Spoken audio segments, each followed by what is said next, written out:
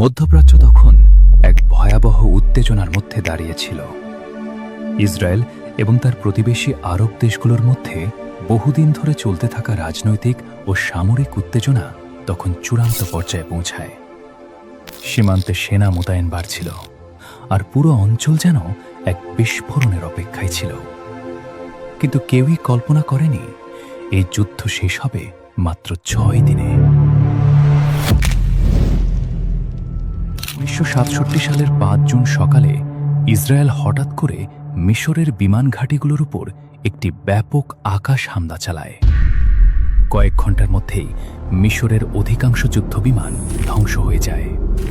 এই আকস্মিক আক্রমণ পুরো যুদ্ধের গতিপথ বদলে দেয়।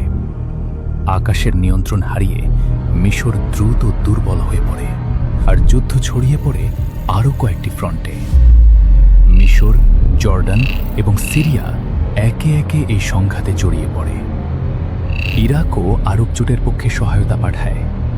দক্ষিণে সিনাই উপদ্বীপে শুরু হয় তীব্র মরুভূমি যুদ্ধ। সেখানে ইসরায়েলি বাহিনী ধীরে ধীরে মিশরের দিকে অগ্রসর হতে থাকে। পূর্ব দিকে জেরুজালেম এবং পশ্চিম তীর হয়ে ওঠে যুদ্ধের অন্যতম গুরুত্বপূর্ণ কেন্দ্র। সেই সময় জেরুজালেম ছিল 2 ভাগে বিভক্ত। এক অংশ ইসরায়েলের নিয়ন্ত্রণে, অন্য অংশ জর্ডানের। তীব্র সংঘর্ষের পর ইসরায়েলি বাহিনী পূর্ব জেরুজালেম দখল করে নেয়। এর মধ্যে ছিল ঐতিহাসিক ও ধর্মীয়ভাবে অত্যন্ত গুরুত্বপূর্ণ পুরনো শহর। উত্তরে সিরিয়ার গোলান মালভূমি নিয়েও শুরু হয় ভয়াবহ যুদ্ধ।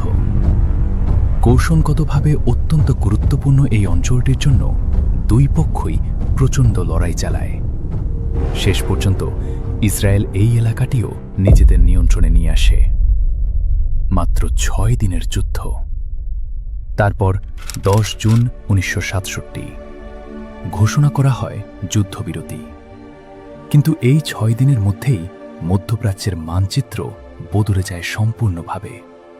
ইসরায়েল দখল করে নেয় সিনাই উপদ্বীপ, গাজা উপত্যকা, পশ্চিম তীর, পূর্ব জেরুজালেম এবং গোলান মালভূমি। সামরিক দিক থেকে এটি ছিল ইসরায়েলের জন্য এক বিশাল বিজয়, কিন্তু আরব দেশগুলোর জন্য এটি ছিল এক বড় পরাজয় এবং এক গভীর রাজনৈতিক ধাক্কা। তবে এই যুদ্ধের প্রভাব শুধু যুদ্ধক্ষেত্রেই সীমাবদ্ধ থাকেনি। দখলকৃত অঞ্চলগুলো পরবর্তী দশকগুলোতে রাজনৈতিক সংঘাত, আলোচনা এবং নতুন নতুন যুদ্ধের কেন্দ্রবিন্দুতে পরিণত হয়। সীমান্ত, নিরাপত্তা এবং ফিলিস্তিনি জনগণের ভবিষ্যৎ, এই প্রশ্নগুলো আজও মধ্যপ্রাচ্যের সবচেয়ে জটিল সমস্যাগুলোর মধ্যে অন্যতম।